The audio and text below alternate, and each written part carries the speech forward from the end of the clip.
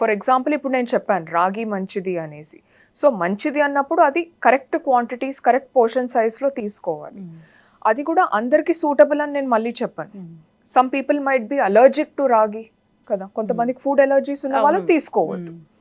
And వాళ్ళ age, వాళ్ళ height, వాళ్ళ వెయిట్, వాళ్ళ జెనెటిక్స్, వాళ్ళ బ్యాక్గ్రౌండ్ అంటే మెడికల్ బ్యాక్గ్రౌండ్, వాళ్ళకున్న మెడికల్ హెల్త్ ఇష్యూస్, ఇవన్నీ కన్సిడర్ చేసి వాళ్ళకి మిల్లెట్ సూటబుల్లా కాదా అనేది ఒక డైటీషియన్ ఆర్ న్యూట్రిషనిస్ట్ మాత్రమే చెప్పగలుగుతారు.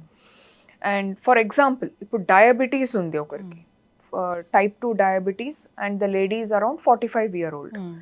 అండ్ ఇప్పుడు షుగర్ లెవెల్స్ కంట్రోల్ చేయడానికి definitely I will include millets in her diet.